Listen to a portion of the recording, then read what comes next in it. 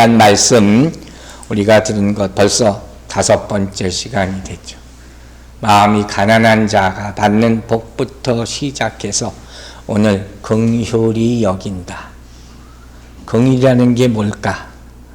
이게 참 이 귀한 하나님의 사랑인데 이 사랑을 하나하나 지금 배워가고 있잖아요. 이것이 뭐라 그랬어요? 하나님이 우리에게 주시는 성품이죠. 그러니까 하나님의 자녀는 이와 같은 성품을 가지고 있어야 돼요. 그리고 누가 진실로 행복한 자인가? 바로 이와 같은 영적인 축복을 받아 누리는 자들이 정말로 하늘의 복을 누리는 자가 될 줄로 믿으시기 바랍니다. 오늘 말씀 전하기에 앞서서 제가 질문을 하나 드릴게요. 만약에, 정말 만약에 우리가 이렇게 예배 드리고 있는 이 자리에 미국 대통령이 이렇게 들어왔다고 생각해 보세요. 그럼 여러분 어떨 것 같아요? 깜짝 놀라겠죠.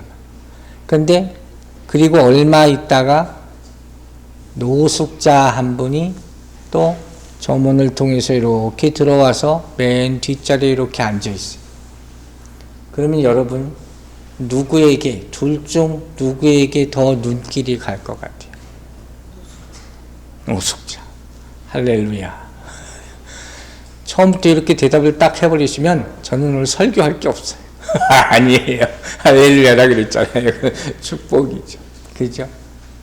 우리의 눈길이 크리스찬으로서 누구에게도 관심을 갖느냐, 누구에게 먼저 말을 거느냐, 누구와 먼저 교제하기 위해서 누구가 그 자리에 가장 먼저 앉을까, 이 가운데서 여러분이 서로 다 구름대처럼 몰려가서 그 노숙자 옆에 앉게 되기를 주의 이름으로 축원합니다.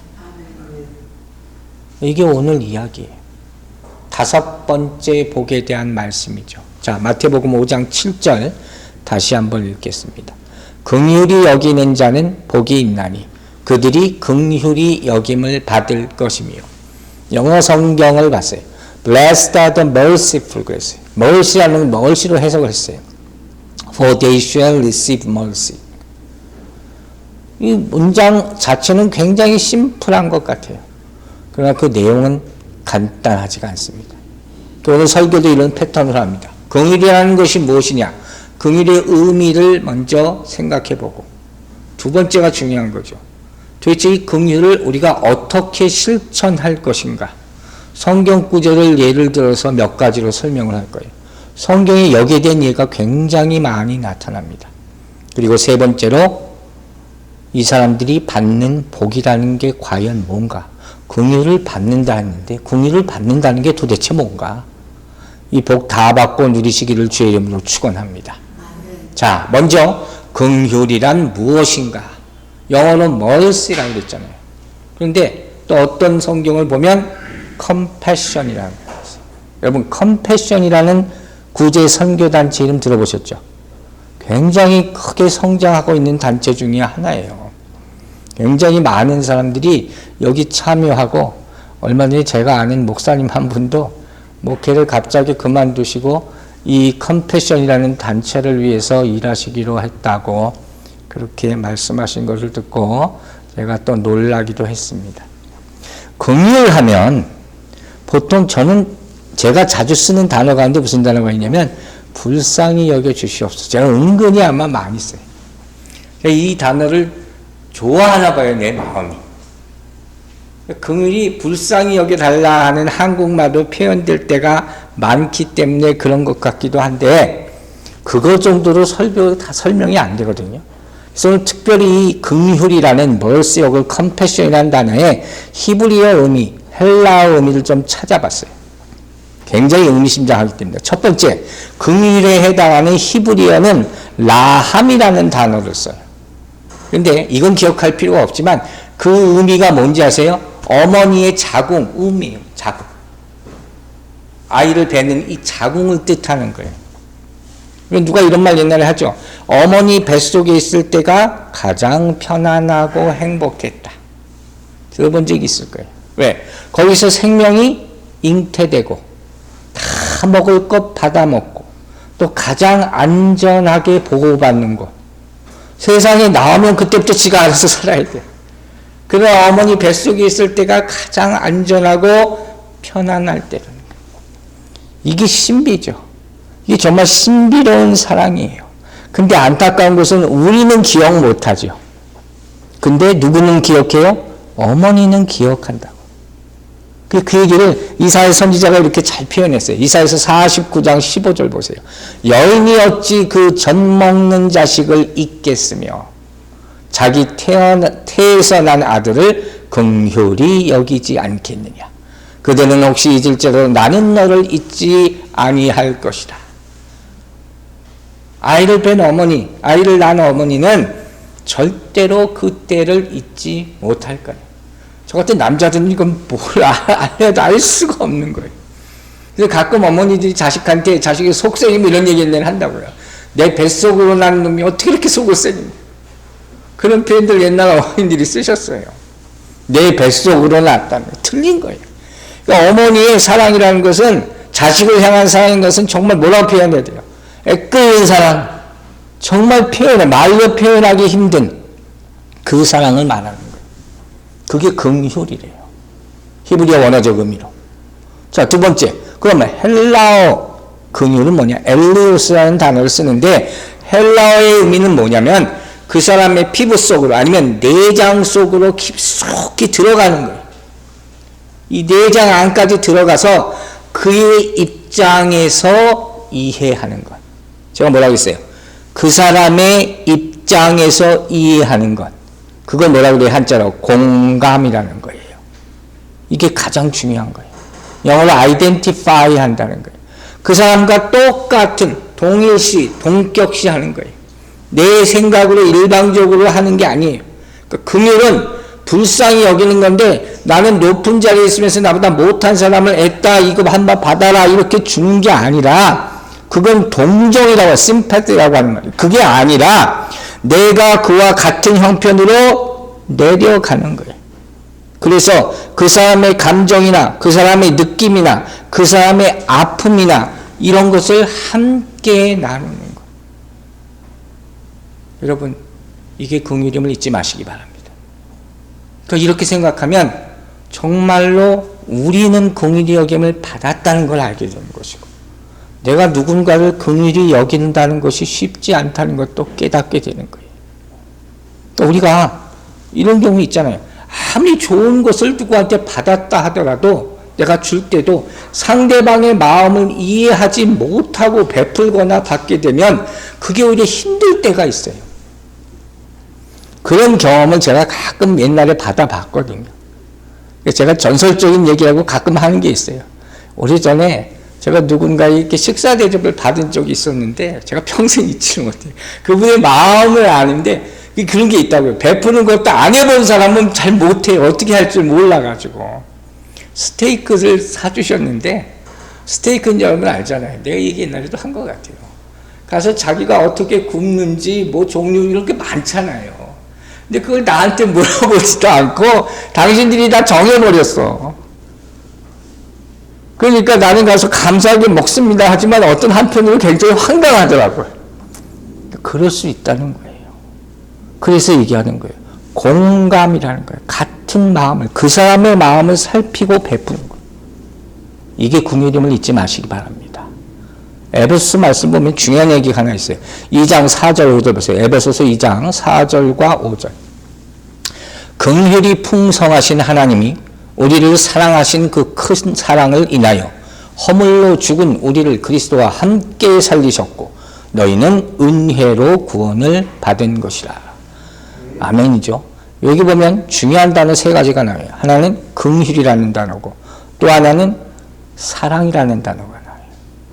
그런데 이 긍휼과 사랑을 베풀기 위해서 아주 중요한 말이 하나 있어요. 그게 뭐냐? 함께라는 거예요. 함께. 긍휼, 사랑, 하나님께서 우리에게 나타나신 모든 것은 다 내려오신 거예요. 위에서 그냥 받아라 하는 게 아니라 우리의 자리로 내려오셔서 다 주신 거예요. 이 주님의 사랑은 마치 우리 부모님들은 다 알잖아요. 아이가 아프면 아파서 막 숨을 막 헐떡헐떡 쉬질 못해. 그럼 부모의 마음이 어떻게 돼요? 차라리 내가 아팠으면 좋겠다. 그 마음이 들잖아요. 자식들은 그걸 몰라요. 도저히 이해 못한단 말이에요. 근데 부모의 마음은 딱 이거란 말이에요. 그러니까 부모는 정말 깊은 사랑이에요. 절대로 일방적인 것이 아니라 그 상대방의 생각이나 감정이나 경험 속에서 내가 이입되는 거예요. 저들과 똑같이 했으면 좋겠다. 그렇게 사랑을 나타내는 거예요. 그걸 긍휼이라고 하는 거예요. 성경에는 우리 서두에서 말했듯이 이런 예가 무수하게 많이 나옵니다. 탕자의 비유를 오늘 또 들 거예요. 자, 누가복음 15장 20절 보세요. 이에 일어나서 아버지께로 돌아가니라. 아직도 거리가 먼데 아버지가 그를 보고 측은히 여겨 달려가 목을 안고 입을 맞추니. 여기서 긍휼이 뭐예요? 아버지가 측은히 여겨. 영어 성경에 보면 filled with compassion이라고 나와 있어요. 이게 바로 긍휼히 여기는 거예요. 즉 긍휼이라는 것은 신학적으로 따지면 이런 거예요. 고통 가운데 있는 사람을 불쌍히 여기는 하나님의 은혜. 우리는 다 긍휼을 덧입었음을 잊지 마시기 바랍니다. 또 죄로 인하여 깊은 상처를 입거나 징계를 받아서 돌이킬 수 없는 정도의 상태가 있는 사람을 하나님께서 다시 살리시는 도움의 행위. 이게 다 긍휼이란 말이에요. 그러니까 우리는 다 긍휼 가운데 있는 거예요. 자, 이 정도로 긍휼, 이 compassion이라는 단어의 의미를 살펴봤어요. 그러면 중요한 것은 지금부터예요. 과연 이 긍휼을 어떻게 우리가 실천하느냐예요. 우리는 다 긍휼을 받았죠. 긍휼히 여김을 받았어요. 어떻게 나타내는 거예요. 첫 번째, 긍휼은 어떻게 나타내느냐. 어떤 상황이든 따지지 말고 베푸시는 여러분들 되시기 바랍니다. 상황에 따라 이때는 베풀고 이때는 긍휼히 여기지 않고, 그게 아니라 어떤 상황, any situation, 모든 상황 가운데서.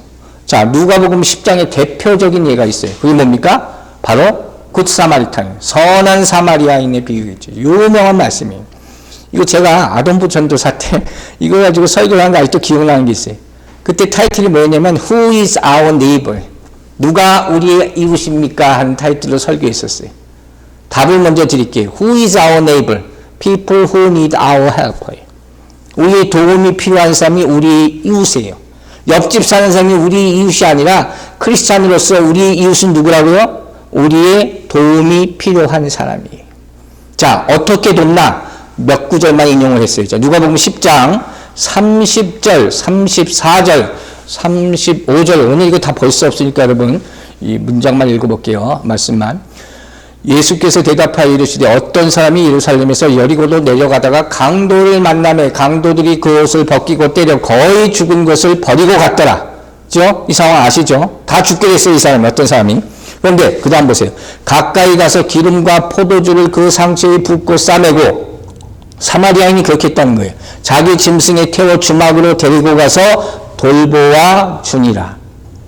자, 그럼 잠깐 생각해야죠. 우리는 이런 사람을 만나면 이렇게까지 도울 수 있을까? 반드시 이걸 생각해 보라는 거예요. 그 다음 뭐라 했어요?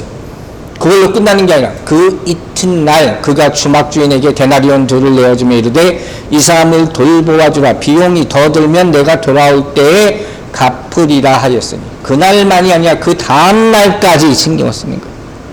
돈까지 필요하면 내가 더 갚아주겠다. 이 말씀만 보면 우리는 긍휼이라는 게 뭐냐, 이렇게 피투성이가 되어 다 죽게 된 사람을, 그 사람이 누구인지는 전혀 상관없어요. 뭐만, 바로 절대적으로 도움이 필요한 그 상황만 보는 거예요. 다른 건 아무것도 내 눈에 들어오지 않아. 이 사람 다 죽게 되었구나. 마침 이렇게 생각하면 돼요. 여러분, 응급실에 응급 환자가 들어와요. 그럼 의사가 이 사람 신분이 뭐야, 돈이 얼마나 있어, 이거 물어보고 환자 치료해주면 안 되는 거 아니에요. 그 상황이란 말이에요. 어떤 상황이든 이런 위급한 사람이 있을 때는 내가 당장 도와줄 수 있는 마음, 그게 긍휼이다. 가끔 이렇게 물어보는 분들이 있거든요. 목사님, 왜 그렇게까지 도와줘야 됩니까? 왜 도와줘야 됩니까? 이렇게 질문을 마음속이라도 한다면 그 사람은 긍휼히 여김 받을 자격도 없고 절대로 긍휼을 베풀지 못해요. 생각할 수는 있어요. 저 사람 왜 저렇게까지 나한테 도와달라고 그럴까? 꼭 그렇게 이유가 뭘까? 혼자서도 잘할 수 있을 것 같은데 꼭 도와줘야 됩니다. 또 어느 정도 도와줬어요. 근데 더 도와줘야 되나? 이런 의문이 들 때도 있잖아요. 제가 답부터 드릴게요. 심플합니다. 묻지도 말고 따지지도 말고 도와주세요.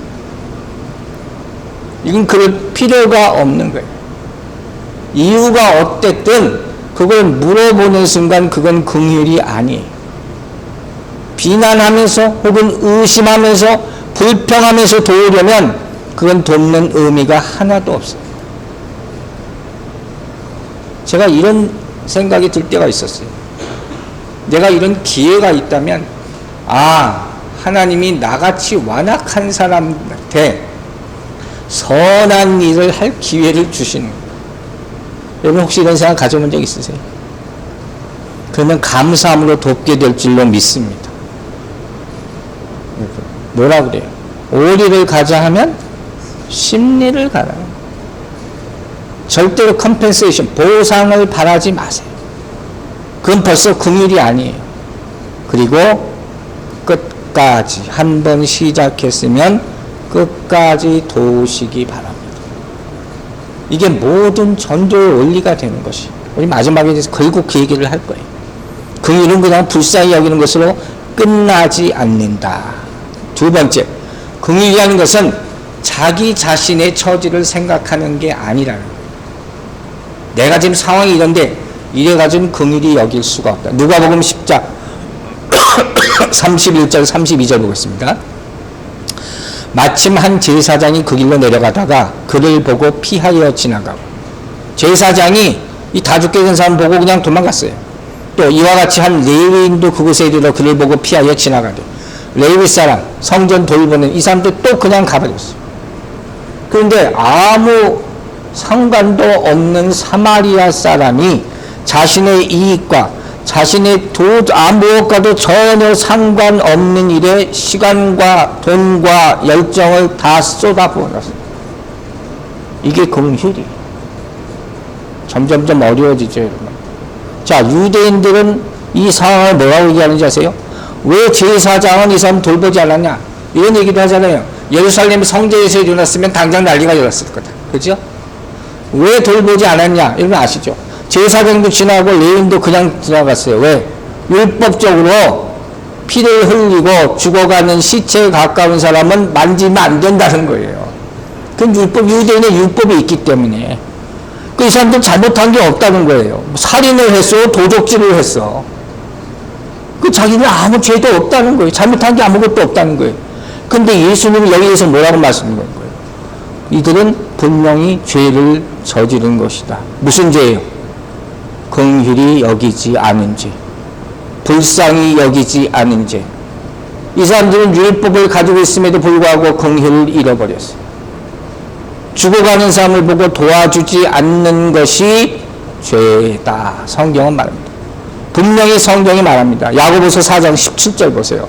그러므로 사람이 선을 행할 줄 알고도 행하지 않으면 죄니라. 여러분 잊지 마세요. 우리에게 선을 행할 의무가 있는 거예요. 이건 하고 안 하고 내가 초이스가 있는 게 아니라 반드시 해야 되는 것이라고 성경이 얘기하는 거예요. 그러니까 단순히 불쌍해 보이는구나, 내 감정적으로 안쓰러 보이는구나, 이건 동정심하고는 긍휼은 근본적으로 틀리는 거예요. 마음으로만 느끼는 게 아니란 말이에요. 마음으로 느꼈으면 어떻게 해요? 행동으로 옮겨야 하는 것이에요. 마음이 움직이면 아픔이 있고 어쩌다 저렇게 됐을까 하는 마음이 있으면 어떻게 해요? 내 손이 같이 옮겨져 가야 됩니다. 이건 내가 시간이 있어서 하는 게 아니에요. 내가 여유가 많아서 하는 게 아니에요. 그 사람의 필요를 생각해서 해야 되는 거예요. 이게 긍휼인 줄로 믿으시기 바랍니다. 수요예배 때 얘기했죠. 그리스도인의 특징, 다른 사람의 유익을 구하는 사람이 그리스도인이다. 그리스도인의 특징이에요. 다른 사람을 위한 거. 다른 사람의 이익을 위한. 이상한 사람들이라고 당시 그랬어요.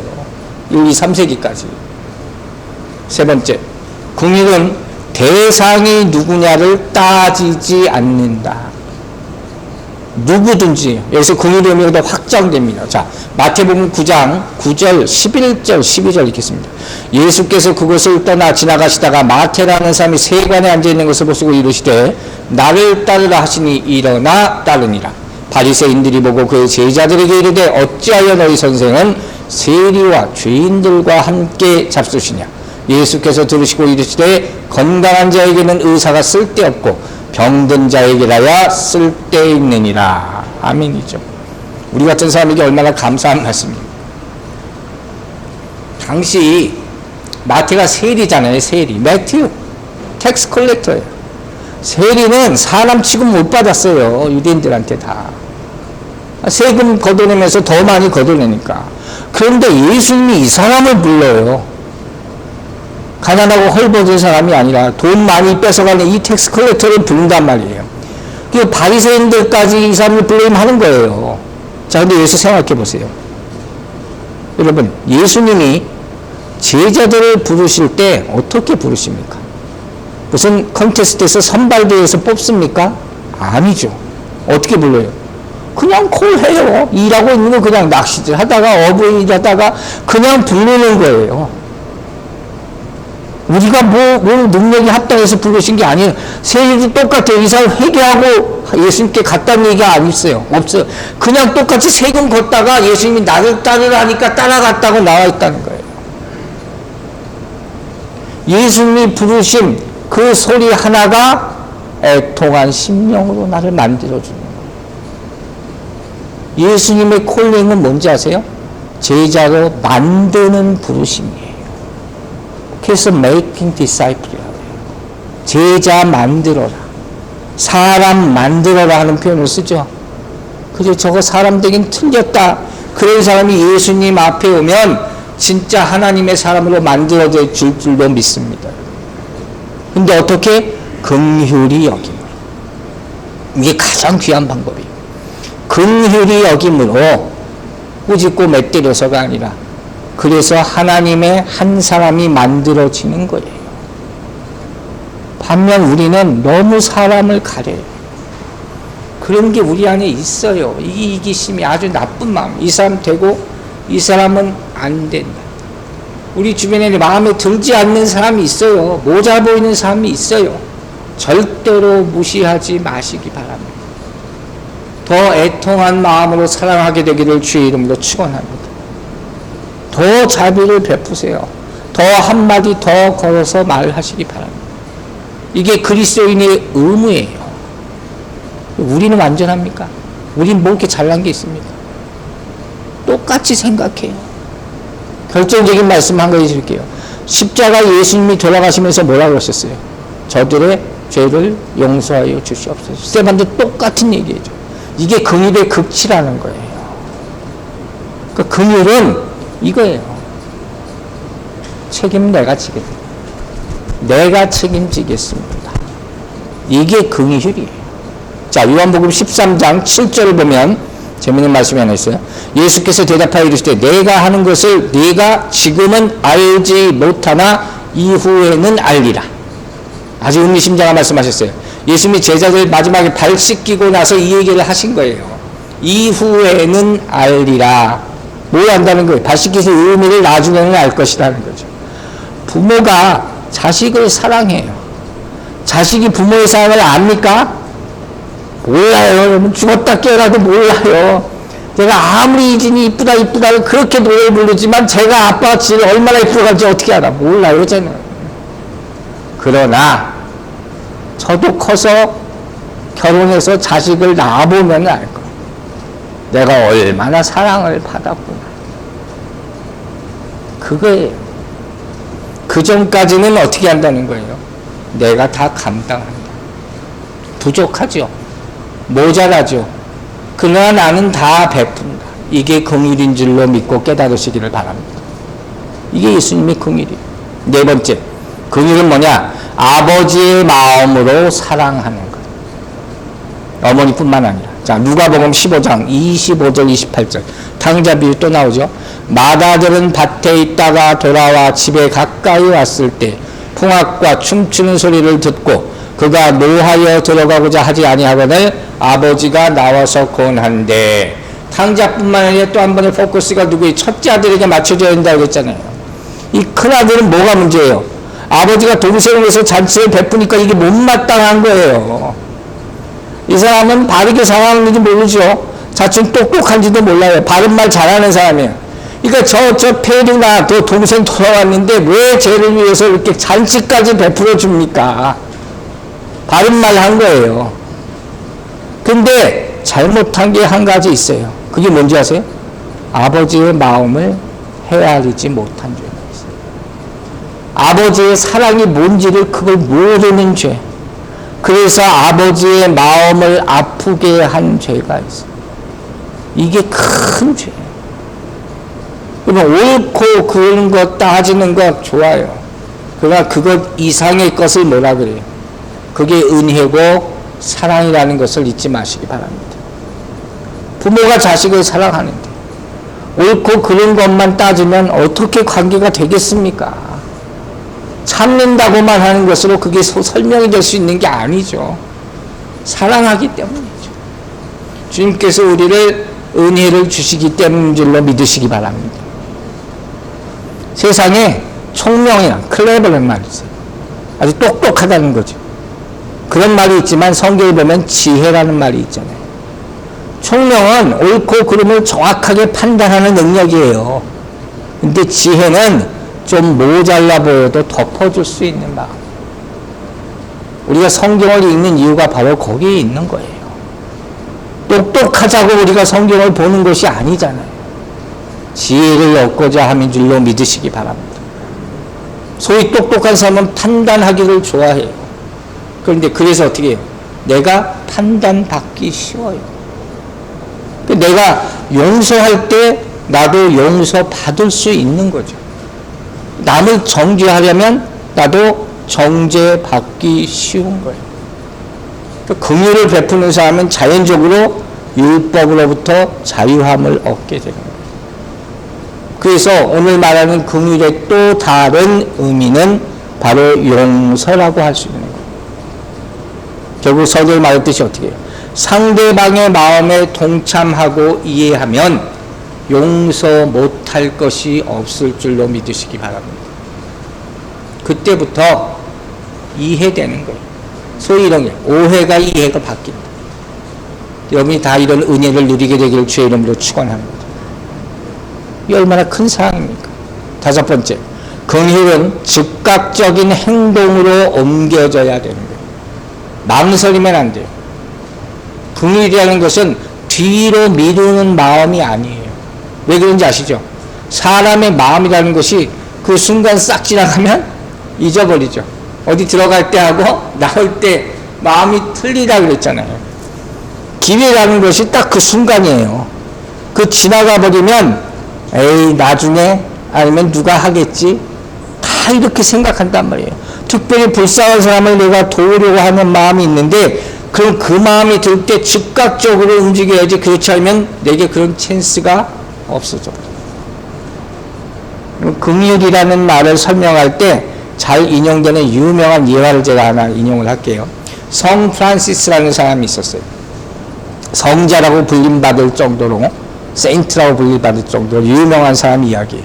이 사람이 굉장히 추운 겨울에 말을 타고 가던데 길가에 어떤 거지가 막 벌벌벌 떨고 있는 걸 본 거예요. 구걸하면서.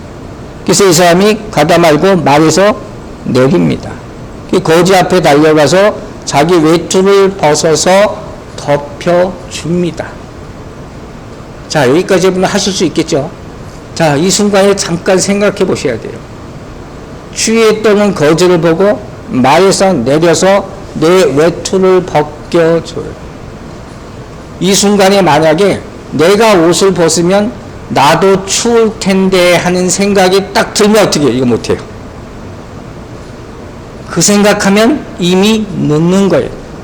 즉 옷을 벗어주면서 내 추위를 계산하면 절대로 나는 긍휼을 베풀 수가 없는 거예요. 그러니까 긍휼은 나의 손해를 생각할 여유가 없이 행함으로 가는 거예요. 잊지 마시기 바랍니다. 그러니까 오로지 그 사람이 얼마나 추울까? 이것만 내 머리에 가득 찬 거지.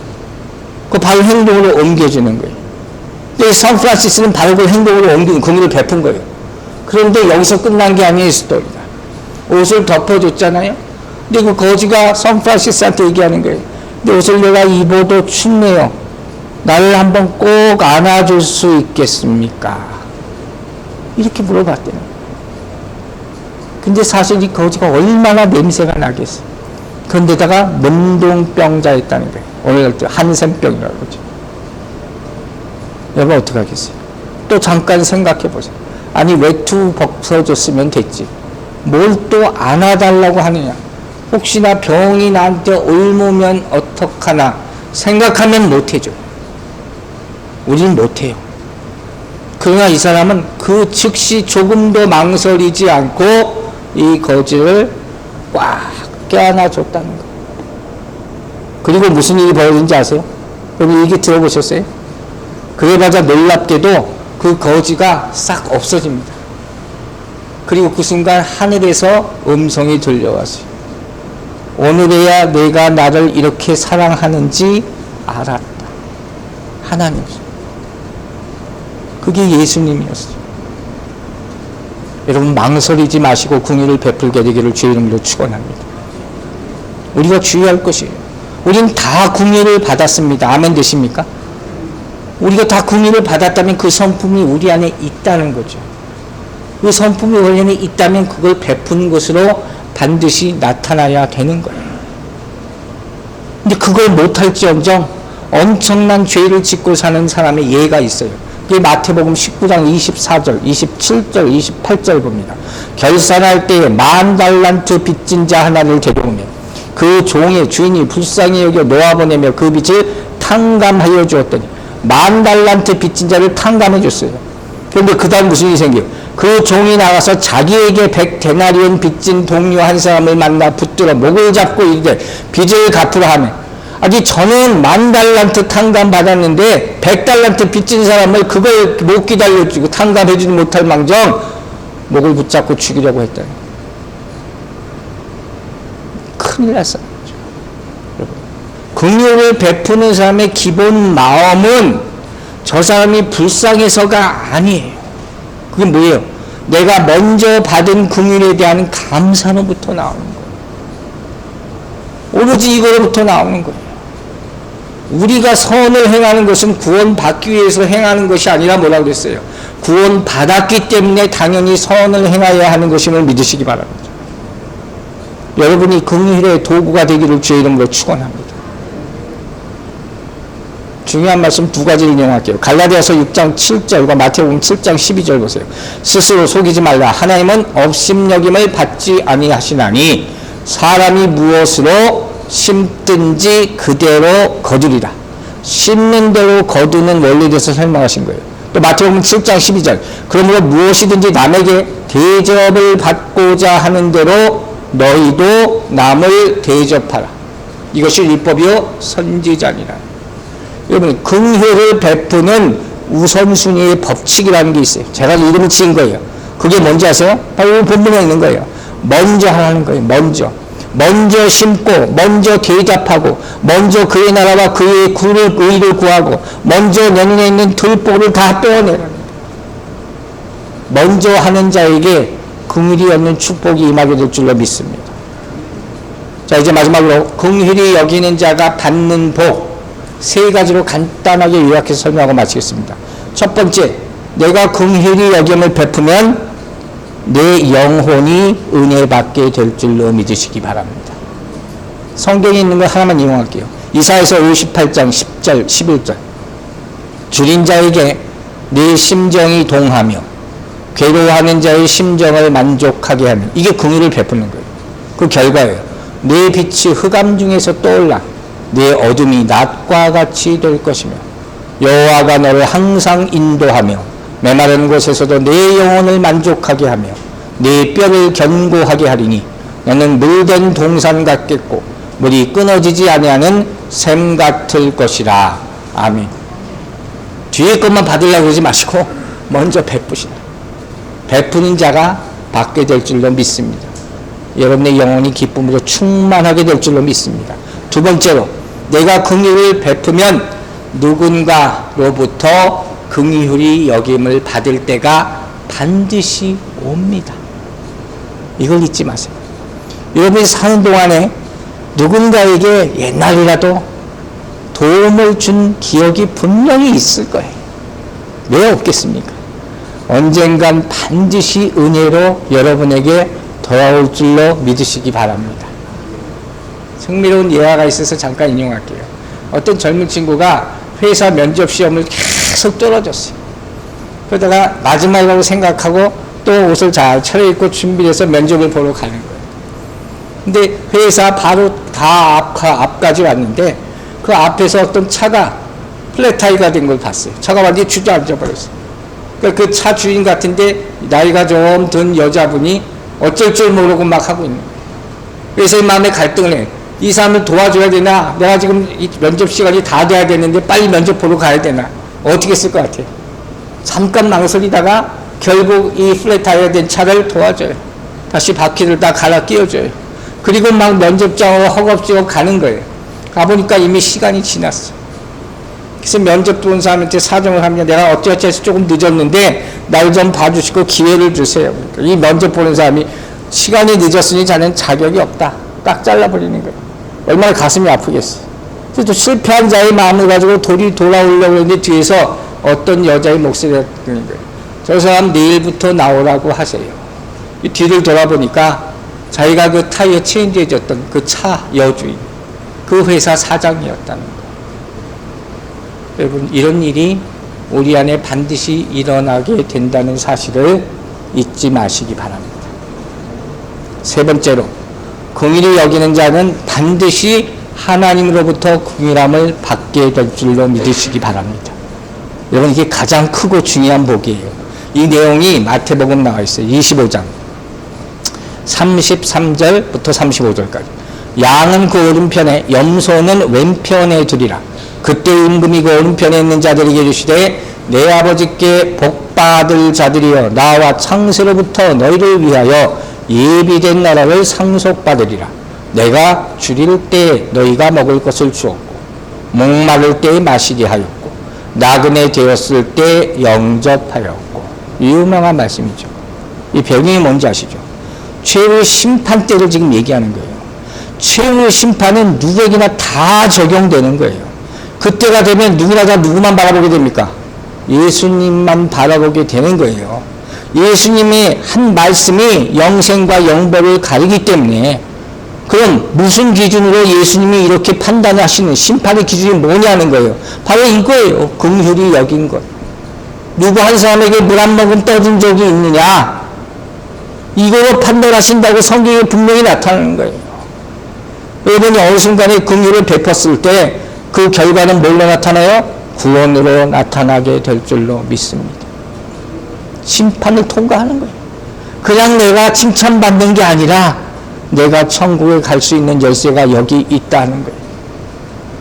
혹시라도 이 말씀을 듣는 분들 가운데 내가 살아본 적에 한 번도 누구를 좋은 적이 없다, 그럴 리는 없겠지만 혹시 그런 분이 있다면 오늘 긍휼을 베푸시기 바랍니다.